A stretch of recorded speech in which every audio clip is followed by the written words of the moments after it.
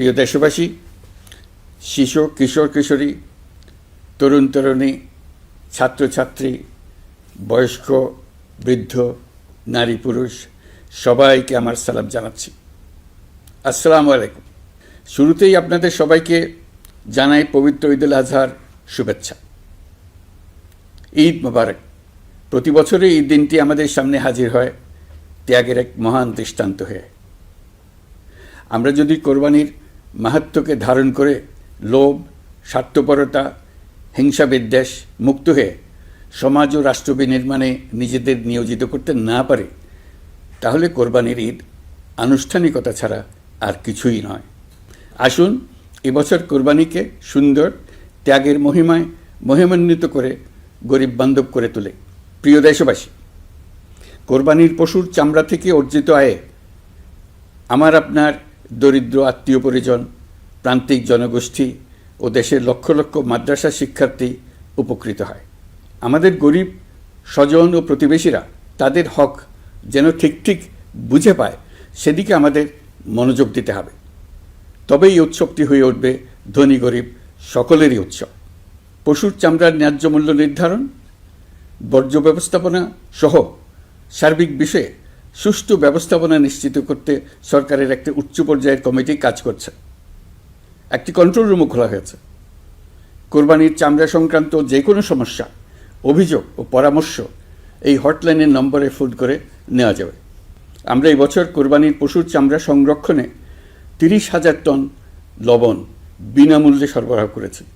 কোরবানির ঈদে আরও একটি গুরুত্বপূর্ণ বিষয় হলো পরিষ্কার পরিচ্ছন্নতা।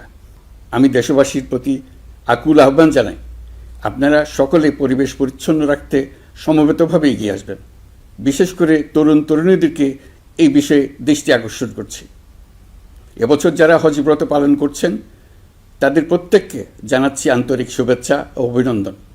মহান রব্বুল আলমিনের অশেষ মেহেরবানিতে, আপনাদের দোয়ায় এবং সংশ্লিষ্ট সবার সর্বোচ্চ আন্তরিকতা ও পেশাদারিত্বের ফলে এবছর আমাদের হজ ব্যবস্থাপনায় সাফল্য এসছে।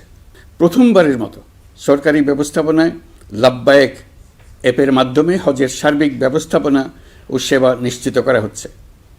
এখন পর্যন্ত হজ ব্যবস্থাপনায় কোনো অনিয়মের খবর আসেনি। টাকা দিয়েও হজে যেতে না পারার যন্ত্রণা কাউকে কাঁদতে হয়নি।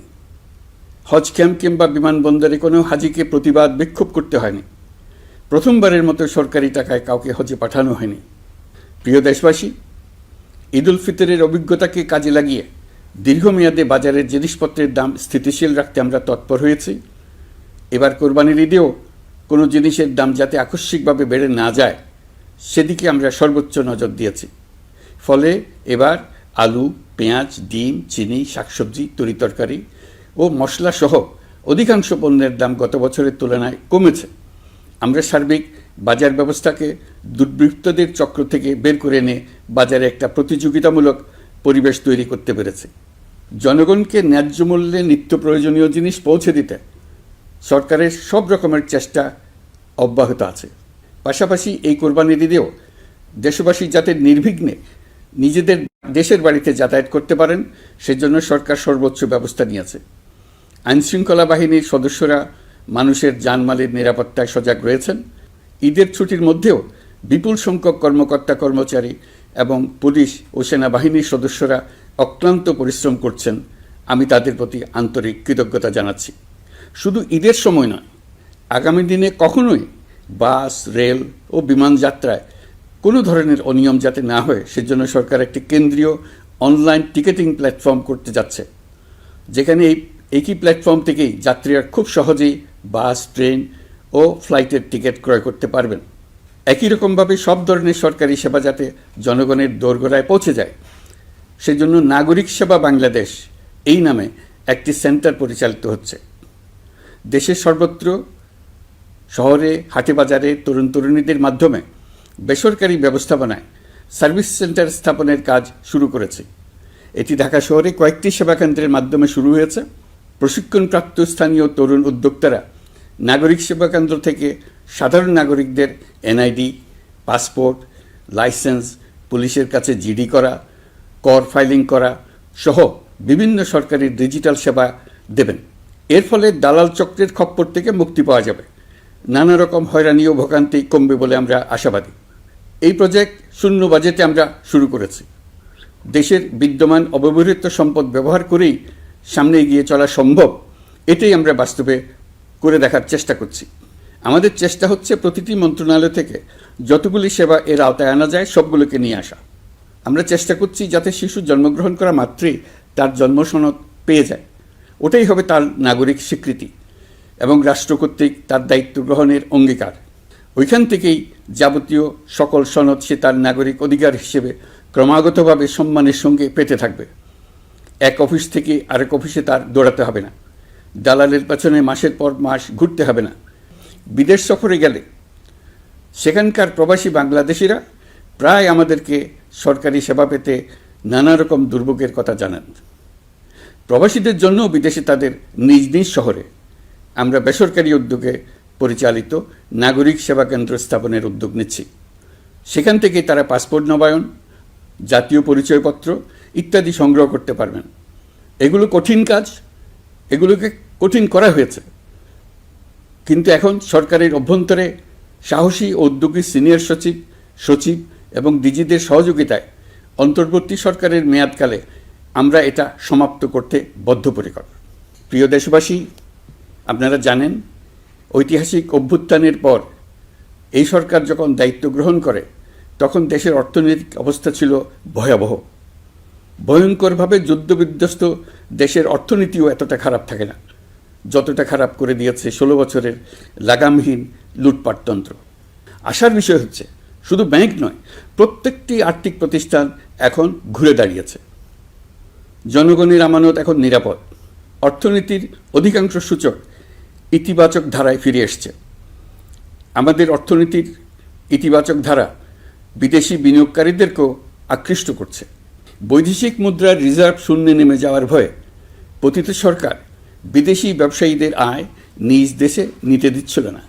আমরা সেটা নিরসন করেছি, বৈদেশিক মুদ্রার রিজার্ভকে ইতিবাচক অবস্থায় নিয়ে আসতে পেরেছি। এই অর্থ বছরে আমরা চেষ্টা করেছি এমন একটি বাজেট দিতে যা সত্যিকার অর্থে জনকল্যাণমুখী হয়। দেশের ইতিহাসে প্রথমবারের মতো একটি বাজেট তার আগের বছরের চেয়ে ছোট হয়েছে।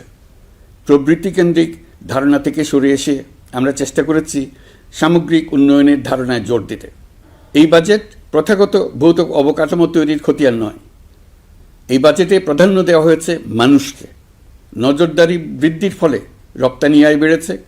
অর্থনীতির দুঃসময়ে আমাদের প্রবাসী ভাই বোনেরা রেমিটেন্স যোদ্ধা হিসেবে এগিয়ে এসছেন, যার ফলে রেমিটেন্স প্রবাহ উল্লেখযোগ্যভাবে বৃদ্ধি পেয়েছে। আমি জাতির পক্ষ থেকে সকল রেমিটেন্স যোদ্ধাকে কৃতজ্ঞতা জানাচ্ছি। স্বৈরাচারী সরকারের পতনের পর অর্থ পাচার রোধে কঠিন পদক্ষেপ নিয়েছে অন্তর্বর্তী সরকার। এছাড়া পুরনো আমদানির দায় পরিশোধ হওয়ায় বৈদেশিক মুদ্রার রিজার্ভের উপরও চাপও কমেছে। রাজস্ব আদায় বাড়ানোর জন্যে পূর্ব ঘোষণা অনুযায়ী জাতীয় রাজস্ব বোর্ড NBR ভেঙে অর্থ মন্ত্রণালয়ের অধীনে রাজস্ব নীতি বিভাগ এবং রাজস্ব ব্যবস্থাপনা বিভাগ নামে দুটি স্বতন্ত্র বিভাগ প্রতিষ্ঠা করা হয়েছে। এটি একটি বড় কাঠামোগত সংস্কার। এই সিদ্ধান্তের ফলে বিশাল আকারের দুর্নীতি কমবে, রাজস্ব ব্যবস্থার দক্ষতা বাড়বে, স্বার্থের দ্বন্দ্ব কমবে এবং রাজস্ব আহরণের আওতা সম্প্রসারিত হবে। অর্থনীতি সহ বিগত মাসগুলোতে সরকারের প্রত্যেকটি মন্ত্রণালয় ছোট বড় বহু সংস্কারের উদ্যোগ নিয়েছে। মোট 54টি মন্ত্রণালয়ে 1000-এরও উপরে সংস্কার ও উন্নয়ন সংক্রান্ত পদক্ষেপ নেওয়া হয়েছে। এর পাশাপাশি আমরা যে সংস্কার কমিশন করেছিলাম তাদের সুপারিশের মধ্য থেকে আশু করণীয় সুপারিশগুলো দ্রুত বাস্তবায়নের জন্য মন্ত্রণালয়গুলো কাজ করে যাচ্ছে।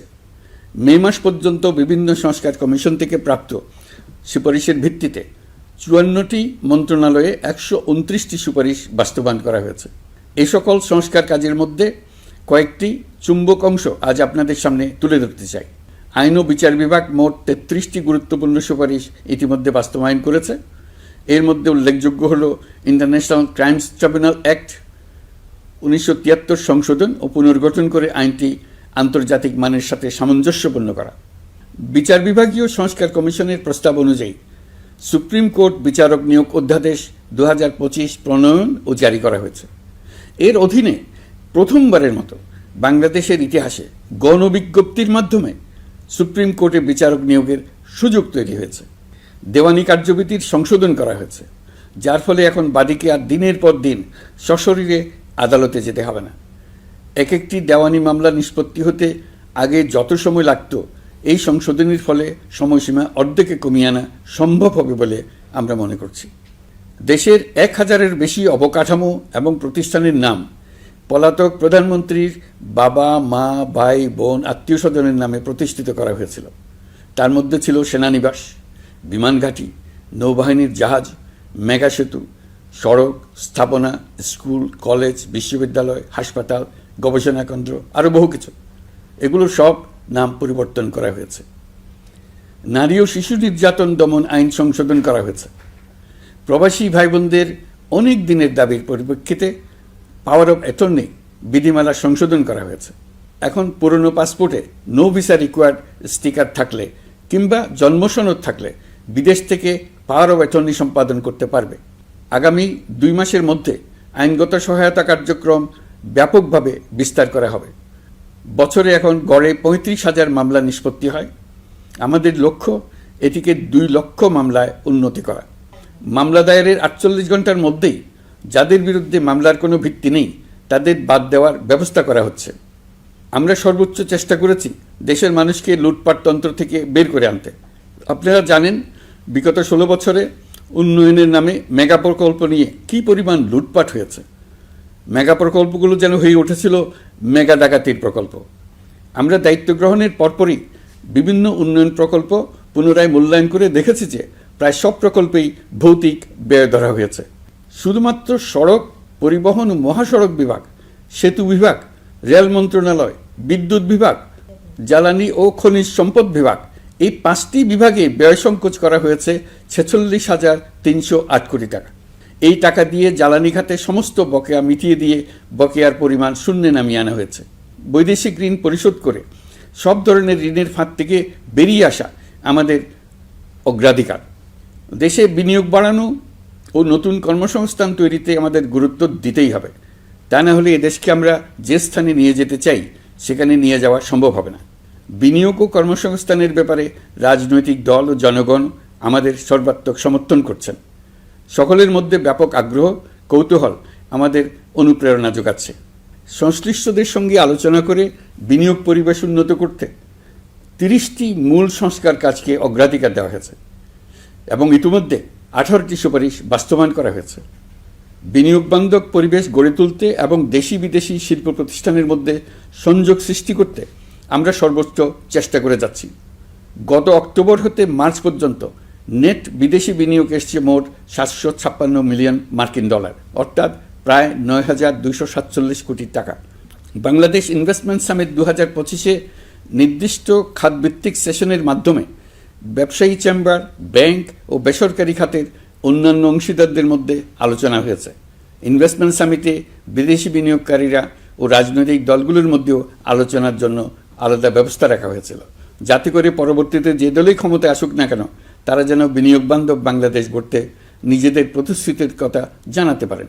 সম্প্রতি চীনের বাণিজ্যমন্ত্রী চীনের 100টি কোম্পানির প্রায় 150 বিনিয়োগকারী ও ব্যবসায়ী নিয়ে বাংলাদেশে এসছেন। আমরা আশা করছি খুব দ্রুতই বড় আকারের বিদেশি বিনিয়োগ দেখতে পাব। সম্প্রতি আমি চীন, কাতার, জাপান সহ কয়েকটি দেশ সফর করেছি। এসব সফরেও বিভিন্ন বৈঠকে বাংলাদেশের অর্থনৈতিক সম্ভাবনা অগ্রগতির কথা তুলে ধরেছে। দ্বিপাক্ষিক বাণিজ্য বিনিয়োগের বিষয়ে ফলপ্রসূ আলোচনা হয়েছে।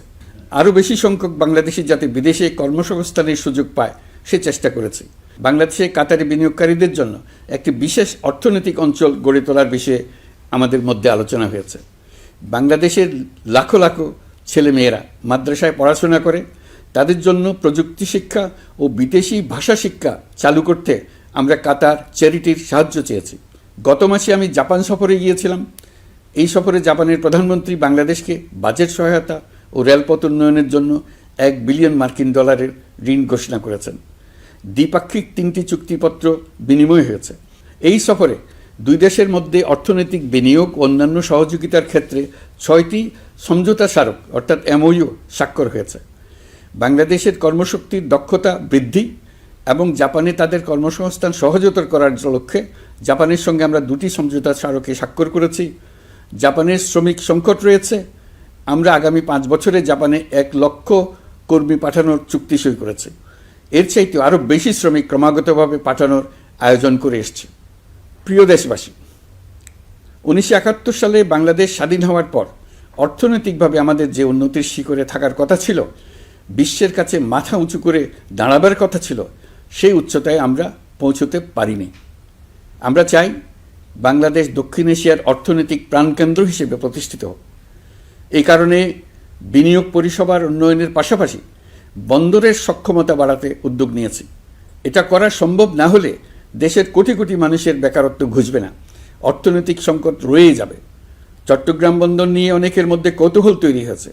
মাঝে মাঝে এমন কথাও শুনেছি যে এই বন্দর বিদেশিদেরকে নাকি দিয়ে দেওয়া হচ্ছে। আমি আগেও জানিয়েছি, চট্টগ্রাম বন্দর হলো বাংলাদেশের অর্থনীতির হৃৎপিণ্ড। বর্তমানে এই হৃৎপিণ্ড অতি দুর্বল। এখন যে অবস্থায় আছে সেই অবস্থায় তাকে রেখে দিলে আমাদের অর্থনীতিকে সামনে এগিয়ে নিয়ে যাওয়া সম্ভব হবে না। এই হৃৎপিণ্ডকে বড় করতে হবে, মজবুত করতে হবে, সুঠাম করতে হবে। তা করতে হলে বহু উদ্যোগ গ্রহণ করতে হবে, অভিজ্ঞদের সাহায্য লাগবে। আমরা যাদের সঙ্গে যোগাযোগ করেছি তারা বন্দর ব্যবস্থাপনায় বিশ্বের সেরা, সবচেয়ে অভিজ্ঞ। তারা ইউরোপ, কানাডা, অস্ট্রেলিয়া, চীন, দক্ষিণ কোরিয়া, ভারত, পাকিস্তান, তুরস্ক, মধ্যপ্রাচ্য ও আফ্রিকা সহ বিশ্বজুড়ে বন্দর পরিচালনা করে। তাদের কাজ বন্দর ব্যবস্থাপনা। আমাদের লক্ষ্য হলো বন্দর ব্যবস্থাপনার কাজ যত তাড়াতাড়ি সম্ভব তাদের কাছ থেকে শিখে নেওয়া। আমি গ্যারান্টি দিয়ে বলতে পারি, যদি 31 সালের মধ্যে আমরা বন্দরের কাজ শিখে ফেলি, এর পরবর্তী 5 বছরে অর্থাৎ 36 সালের মধ্যে পৃথিবীর যত দেশে যত বন্দর এই কোম্পানিগুলো চালায় তাদের বহু বন্দর এই বাংলাদেশিরাই পরিচালনা করবে। আপনারা যে বন্দরেই পা দেবেন দেখবেন সেখানে বাংলাদেশিরা আছেন। বহু লোকের কর্মসংস্থান হবে, বহু লোকের উপরে ওঠার সুযোগ হবে। তাদের নিজেদের প্রয়োজনেই তারা আমাদের চাকরি দেবে। আগে যে কোনো জাহাজে চড়লে দেখতাম জাহাজের নাবিক চট্টগ্রামের কিংবা সিলেটের। বন্দরের কাজ একবার শিখে নিতে পারলে ভবিষ্যতে আমরা যে বন্দরে যাব না কেন দেখব সেখানে চট্টগ্রাম, নোয়াখালী, সিলেট আর বরিশালের লোক, বাংলাদেশের লোক। আমাদের বন্দর যদি আধুনিক হয় তা শুধু বাংলাদেশের অর্থনীতিতেই ভূমিকা রাখবে না, বরং আমরা নেপাল, ভুটান সহ পার্শ্ববর্তী সকল দেশের অর্থনীতিতে ইতিবাচক ভূমিকা রাখতে সক্ষম হব। এই বন্দরই হবে অঞ্চলের অর্থনীতির সমৃদ্ধির চাবিকাঠি। কুমিরা থেকে টেকনাফ পর্যন্ত নানা বন্দরের কর্মচাঞ্চল্যে সমগ্র উপকূল অঞ্চল দক্ষিণ এশিয়ার একটি গুরুত্বপূর্ণ অর্থনৈতিক প্রাণকেন্দ্র হিসেবে প্রতিষ্ঠিত হবে। এই পুরো অঞ্চলে অনেকগুলো শিল্পাঞ্চল গড়ে উঠবে শুধু সমুদ্রের সান্নিধ্য এবং তার ব্যবহারের দক্ষতার কারণে। তার সঙ্গে গড়ে উঠবে আরেকটি নতুন শিল্প, আধুনিক পদ্ধতিতে সমুদ্রে মাছ পালন, আহরণ ও প্রক্রিয়াজাতকরণের শিল্প। এটি আরেকটি নতুন জগৎ সৃষ্টি করবে। এই ব্যাপারে আমরা আমাদের বন্ধু দেশগুলোর সঙ্গে আলোচনা শুরু করেছি এবং তারা উৎসাহ সহকারে সাড়া দিয়েছেন। বন্দর ব্যবস্থাপনার জন্য আমরা যাদেরকে আনছি তারা পৃথিবীর যেসব দেশে কাজ করে সেসব কোনো দেশেরই সার্বভৌমত্ব, জাতীয় নিরাপত্তা হুমকির মুখে পড়েনি। আমি দেশবাসীর প্রতি আহ্বান জানাই, আপনারা নিজেদেরকে ভিত্তিহীন বিরোধিতা এবং অপপ্রচারের শিকার হতে দেবেন না। অন্তর্বর্তীকালীন সরকারের বন্দর ব্যবস্থাপনার উদ্যোগে আপনাদের দৃঢ় সমর্থন অব্যাহত রাখুন। যারা বিরোধিতা করছে তাদের প্রতিহত করুন। আপনারা জানেন আমাদের দেশে এখন 12 লক্ষ রোহিঙ্গা বসবাস করছে। প্রায় 1 লাখ রোহিঙ্গা এসছে 2023 সাল থেকে 2024 সালের সেপ্টেম্বর সময়কালে, যখন রাখাইন রাজ্যে ব্যাপক যুদ্ধাবস্থা বিরাজ করছিল। সেখানে চলমান সংঘাত ও মানবিক পরিস্থিতির কারণে এখনও অনেকে আসতে চেষ্টা করছেন। রোহিঙ্গাদের বাংলাদেশে আসা বন্ধ করতে এবং যারা ইতিমধ্যে বাংলাদেশে অবস্থান করছেন তাদের প্রত্যাবাসনের জন্য আমরা উদ্যোগ নিয়েছি। আমরা যখন দায়িত্ব গ্রহণ করেছিলাম তখন রোহিঙ্গা ইস্যুটিকে প্রায় মৃত অবস্থায় পেয়েছিলাম। আন্তর্জাতিক এজেন্ডা থেকে ইস্যুটি ঝরে পড়েছিল। সেই অবস্থা থেকে আমরা ইস্যুটিকে বিশ্ববাসীর দৃষ্টির সম্মুখভাবে নিয়ে আসতে পেরেছি। আমি গত বছর সেপ্টেম্বর মাসে জাতিসংঘ সাধারণ পরিষদে রোহিঙ্গা বিষয়ক একটি আন্তর্জাতিক সম্মেলন অনুষ্ঠানের আহ্বান জানিয়েছিলাম। আপনারা জেনে খুশি হবেন, জাতিসংঘের সকল সদস্য রাষ্ট্র এই বিষয়ে একমত হয়েছেন এবং তারা একটি উচ্চ পর্যায়ের আন্তর্জাতিক সম্মেলন আয়োজনের সিদ্ধান্ত নিয়েছে। এই বছর সেপ্টেম্বর মাসে যুক্তরাষ্ট্রের নিউ ইয়র্কে এই সম্মেলনটি অনুষ্ঠিত হবে। একই সাথে রোহিঙ্গাদের প্রত্যাবাসনের জন্য আমরা আন্তর্জাতিক জনমত গঠন করতে পেরেছি। গত মার্চ মাসে বাংলাদেশ সফরে এসে জাতিসংঘের মহাসচিব অ্যান্টোনিও গুতেরেস পরিষ্কারভাবে ঘোষণা করেছেন যে মিয়ানমারের প্রত্যাবাসনই রোহিঙ্গা সমস্যার একমাত্র সমাধান। প্রত্যাবাসনের বিষয়ে আরেকটি বড় অগ্রগতি হচ্ছে মিয়ানমার সরকার কর্তৃক প্রত্যাবাসনযোগ্য রোহিঙ্গাদের সর্বপ্রথম তালিকা ঘোষণা। গত এপ্রিল মাসে ব্যাংককে বিমস্টেক সম্মেলনের সাইডলাইনে আলোচনার সময় মিয়ানমার সরকার প্রথমবারের মতো 1,80,000 রোহিঙ্গা প্রত্যাবাসনযোগ্য বলে ঘোষণা করেছে। রোহিঙ্গাদের প্রত্যাবাসনে ও আমাদের সীমান্তের নিরাপত্তা নিশ্চিত করতে মিয়ানমারের সরকার সহ সেখানকার বিদ্রোহী গোষ্ঠীর সাথে আনুষ্ঠানিক ও অনানুষ্ঠানিক যোগাযোগ রাখা হচ্ছে। আমরা যত দেশেই সফর করেছি সব দেশেই রোহিঙ্গা সংকট মোকাবেলায় রাষ্ট্রীয় নেতা ও সরকারের প্রতিনিধিদের সঙ্গে আলোচনা করেছি, তাদের সহযোগিতা চেয়েছে। তারা ইতিবাচকভাবে আমাদের আহ্বানে সাড়া দিয়েছেন। জাতিসংঘের মহাসচিব গত মার্চ মাসে ঢাকা সফরকালে রাখাইন রাজ্যে মানবিক বিপর্যয়ের মোকাবেলার জন্য একটি ত্রাণ চ্যানেলের প্রস্তাব করেছিলেন। তিনি বলেছিলেন এই প্রস্তাবটি রোহিঙ্গাদের প্রত্যাবাসনে সহায়ক হবে। বিষয়টি প্রস্তাব পর্যায়ে রয়ে গেছে। আমরা লক্ষ্য করেছি রাখাইনের জন্য বাংলাদেশ করিডোর দিয়ে দিয়েছে বলে একটা অপপ্রচার চালানো হচ্ছে। আমি সুস্পষ্টভাবে বলছি, এটা সর্বৈব মিথ্যা। এটা চিলে কান নিয়ে যাওয়ার গল্প। যারা অসত্য কল্পকাহিনী বানিয়ে বাংলাদেশের মানুষকে ক্রমাগত বিভ্রান্ত করে অশান্তি সৃষ্টিতে নিয়োজিত, এটা তাদেরই শিল্পকর্ম। আপনারা এ বিষয়ে হুঁশিয়ার থাকবেন, কোনোভাবেই বিভ্রান্ত হবেন না। এসব অপপ্রচার সত্ত্বেও আমরা লক্ষ্যচ্যুত হব না। এই জটিল সমস্যাটি সমাধানে আমাদের কাজ চালিয়ে যাব। প্রিয় দেশবাসী, আগামী মাসে জুলাই গণ অভ্যুত্থানের বছর পূর্ণ হবে। যাদের আত্মত্যাগের কারণে এই অভ্যুত্থান সম্ভব হলো, আমরা তাদেরকে এবং তাদের পরিবারকে প্রতি মুহূর্তে আমাদের দৃষ্টিতে রেখেছি। তাদের জন্য নানা কর্মসূচি আমরা বাস্তবায়ন করে চলেছি। এখন পর্যন্ত 834টি শহীদ পরিবারের মধ্যে 630টি শহীদ পরিবারকে 10 লক্ষ টাকা করে 63 কোটি টাকার সঞ্চয়পত্রের জন্য ব্যাংক চেক দেওয়া হয়েছে। অবশিষ্ট যারা আছেন তাদের ওয়ারিশ নির্ধারণ সংক্রান্ত বিষয়গুলি নিষ্পত্তি সাপেক্ষে সঞ্চয়পত্র দেওয়া হবে। এর পাশাপাশি গণ অভ্যুত্থানে আহত প্রায় 12,500 জনকে 106 কোটি টাকা দেওয়া হয়েছে। গণ অভ্যুত্থানে আহতদের মধ্যে সরকারি বেসরকারি বিভিন্ন হাসপাতালে এই পর্যন্ত 15,393 জন চিকিৎসা গ্রহণ করেছেন। স্বাস্থ্যসেবা বিভাগের মাধ্যমে 40 জন আর মুক্তিযুদ্ধ বিষয়ক মন্ত্রণালয়ের মাধ্যমে 11 জনকে উন্নত চিকিৎসার জন্য সিঙ্গাপুর, থাইল্যান্ড ও রাশিয়া পাঠানো হয়েছে। তাদের চিকিৎসা বাবদ এই পর্যন্ত সরকার 61 কোটি টাকা ব্যয় করেছে এবং এই ব্যয় অব্যাহত আছে। আরও 28 জন জুলাই যোদ্ধাকে উন্নত চিকিৎসার জন্য সিঙ্গাপুর, থাইল্যান্ড ও তুরস্কে পাঠানোর প্রক্রিয়া চলছে। এখন পর্যন্ত বিভিন্ন হাসপাতালে চিকিৎসাধীনদের যুক্তরাজ্য, যুক্তরাষ্ট্র, ফ্রান্স, সিঙ্গাপুর, থাইল্যান্ড, চীন, মালয়েশিয়া ও নেপাল থেকে 26 জন বিশেষজ্ঞ চিকিৎসক এসে বিনামূল্যে চিকিৎসা দিয়েছেন। এই চিকিৎসকবৃন্দ শুধু যাতায়াত খরচ গ্রহণ করেছেন, এর বেশি কিছু তারা গ্রহণ করতে চান নাই। আমরা তাদের প্রতি কৃতজ্ঞ। এই পর্যন্ত শহীদ পরিবারগুলোকে সঞ্চয়পত্র প্রদান, আহত ব্যক্তিদের চিকিৎসা ও চেক প্রদান বাবদ সরকার মোট 285 কোটি টাকা ব্যয় করেছে। প্রিয় দেশবাসী, আমি শুরু থেকেই বলেছি, পতিত স্বৈরাচার বাংলাদেশকে যেভাবে ধ্বংসস্তূপ বানিয়েছে, সেখান থেকে নতুন করে যাত্রা শুরু করতে হলে ন্যূনতম 3টি আবশ্যিক কাজ সম্পন্ন করতে হবে। প্রথমত, বিচার ও জবাবদিহিতা প্রতিষ্ঠার উদ্যোগ দৃশ্যমান করে তোলা।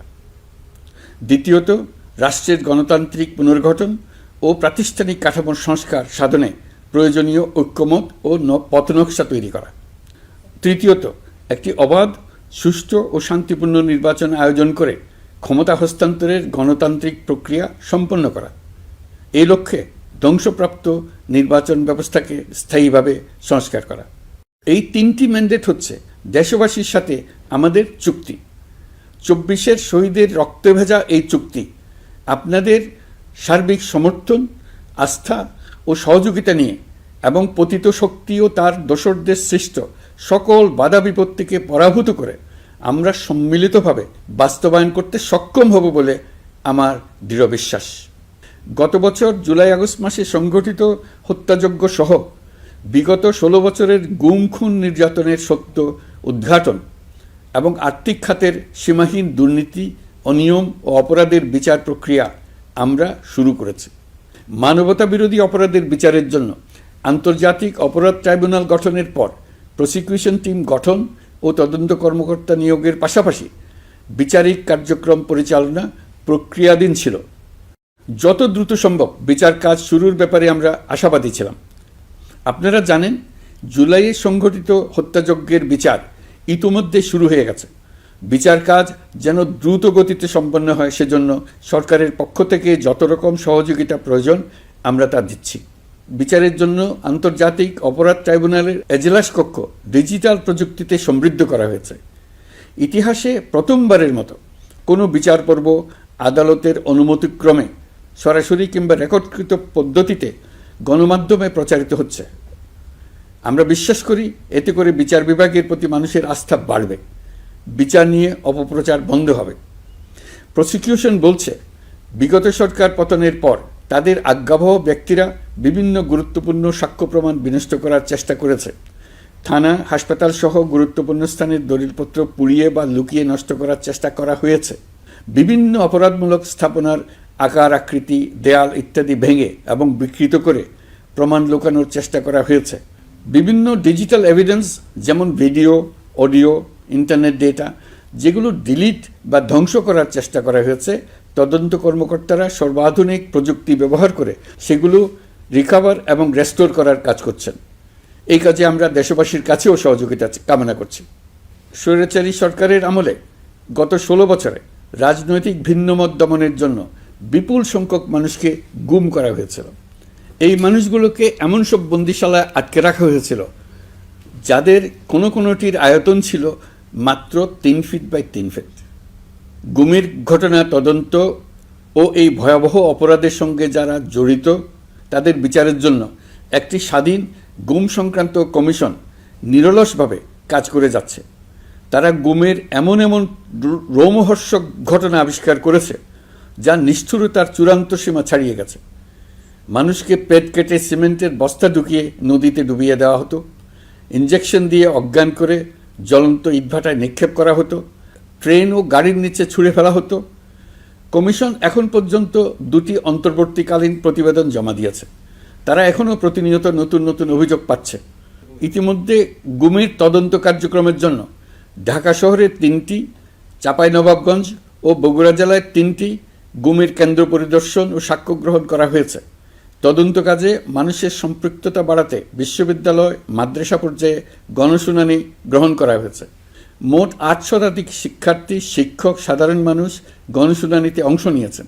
গুম সংক্রান্ত বেশ কিছু অভিযোগ ইতিমধ্যে আন্তর্জাতিক অপরাধ ট্রাইব্যুনালের তদন্ত সংস্থার কাছে জমা হয়েছে। এছাড়াও এই সংক্রান্ত একটা আইন প্রণয়নের কাজ প্রায় শেষ পর্যায়ে আছে। অল্প কিছুদিনের মধ্যেই এটি চূড়ান্ত হবে বলে আশা করছি।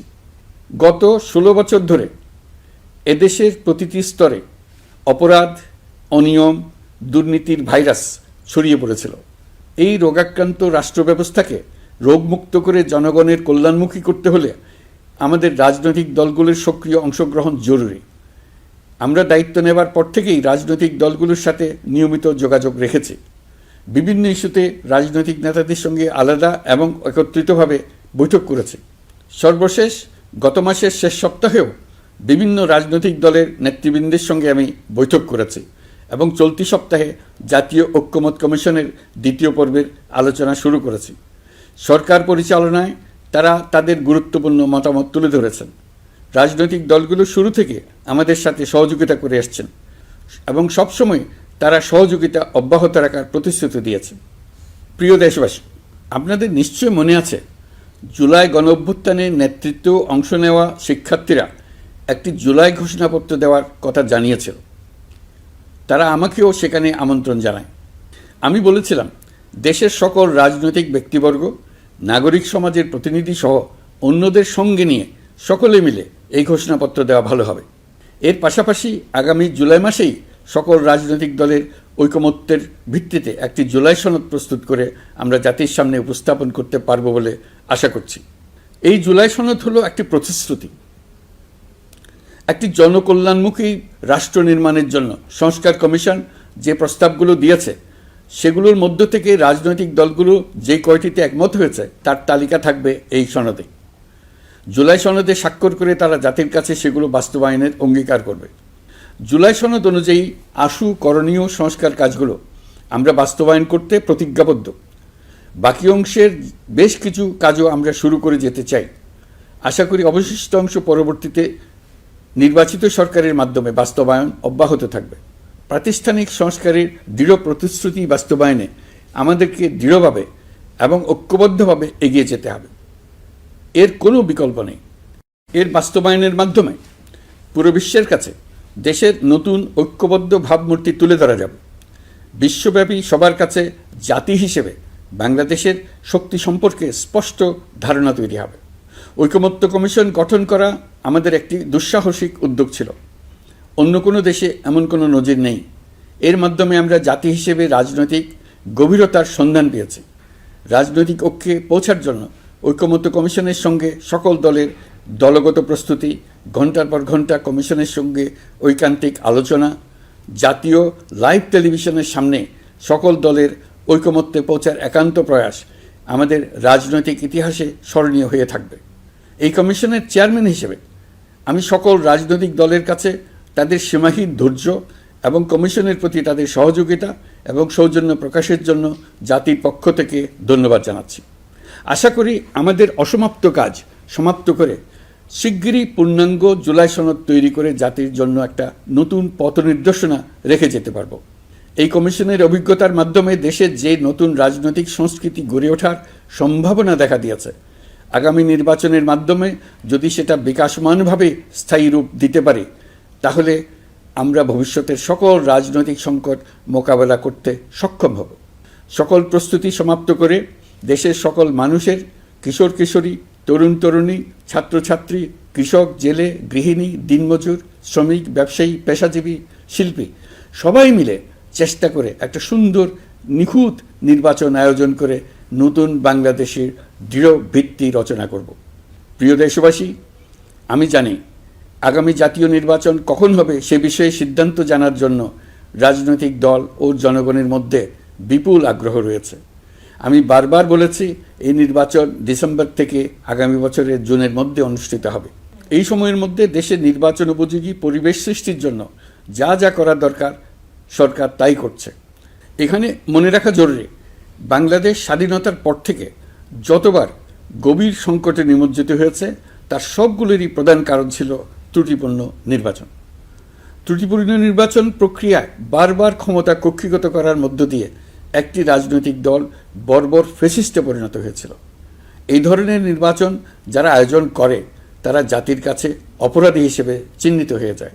এমন নির্বাচনের মধ্য দিয়ে যে দল ক্ষমতায় আসে তারাও জনগণের কাছে ঘৃণিত হয়ে থাকে।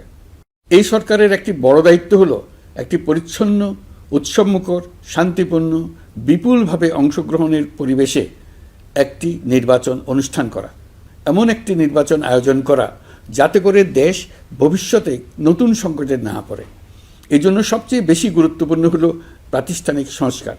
যেই প্রতিষ্ঠানগুলো নির্বাচনের সঙ্গে সরাসরি জড়িত সেগুলোতে যদি সুশাসন নিশ্চিত করা না যায় তাহলে ছাত্র জনতার সকল আত্মত্যাগ বিফলে যাবে। সংস্কার, বিচার, নির্বাচন এই তিনটি ম্যান্ডেটের ভিত্তিতে আমরা দায়িত্ব গ্রহণ করেছিলাম।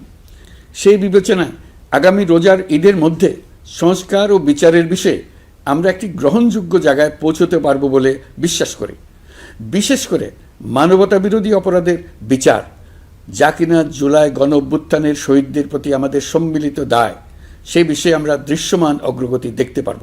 এতে আমাদের উপর আপনাদের অর্পিত ম্যান্ডেট ন্যূনতম হলেও বাস্তবায়ন করে যেতে পারব। সেই বিবেচনায় ও ইতিহাসের সবচেয়ে অবাধ, সুষ্ঠু, প্রতিদ্বন্দ্বিতামূলক ও গ্রহণযোগ্য নির্বাচন আয়োজনের জন্য সকল পক্ষের সঙ্গে আমরা আলোচনা করেছি। পাশাপাশি বিচার, সংস্কার ও নির্বাচন সংক্রান্ত চলমান সংস্কার কার্যক্রম পর্যালোচনা করে আমি আজ দেশবাসীর কাছে ঘোষণা করছি যে আগামী জাতীয় নির্বাচন 2026 সালের এপ্রিলের প্রথমার্ধের যে কোনো একটি দিনে অনুষ্ঠিত হবে। এই ঘোষণার ভিত্তিতে নির্বাচন কমিশন উপযুক্ত সময়ে আপনাদের কাছে নির্বাচনের বিস্তারিত রোডম্যাপ প্রদান করবে। আমরা এমন নির্বাচন চাই যা দেখে অভ্যুত্থানের শহীদদের আত্মা তৃপ্তি পাবে, তাদের আত্মা শান্তি পাবে। আমরা চাই আগামী নির্বাচনে সবচেয়ে বেশি ভোটার, সবচেয়ে বেশি প্রার্থী ও দল অংশ নেক। এটা সবচেয়ে অবাধ, সুষ্ঠু ও নিরপেক্ষ নির্বাচন হিসেবে জাতির কাছে স্মরণীয় হয়ে থাকুক। ১.৫ যুগ পরে দেশে সত্যিকারের একটি জনপ্রতিনিধিত্বশীল সংসদ গঠিত হবে। বিপুল তরুণ গোষ্ঠী এবার জীবনে প্রথম ভোট দেওয়ার সুযোগ পাবে। এসব লক্ষ্যে প্রয়োজনীয় সকল পদক্ষেপ নেওয়ার জন্য আমরা জাতির কাছে অঙ্গীকারবদ্ধ। আমি দেশবাসীর প্রতি আহ্বান জানাই, আপনারা সকল রাজনৈতিক দল এবং আপনাদের এলাকার প্রার্থীদের কাছ থেকে সুনির্দিষ্ট অঙ্গীকার আদায় করে নেবেন, যেন আগামী সংসদের প্রথম অধিবেশনেই যেসব সংস্কারের প্রশ্নে ঐকমত্য অর্জিত হয়েছে তা কোনো প্রকার কাটাছেঁড়া ছাড়াই যেন তারা অনুমোদন করেন।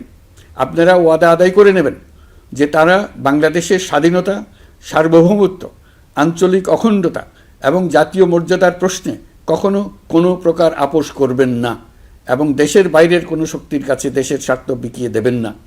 আপনারা তাদের কাছে সুনির্দিষ্ট প্রতিশ্রুতি আদায় করে নেবেন এই মর্মে যে তারা কখনোই কোনো অবস্থাতেই আপনাদের গণতান্ত্রিক অধিকার ও মানবিক মর্যাদার ক্ষুণ্ণ করবেন না।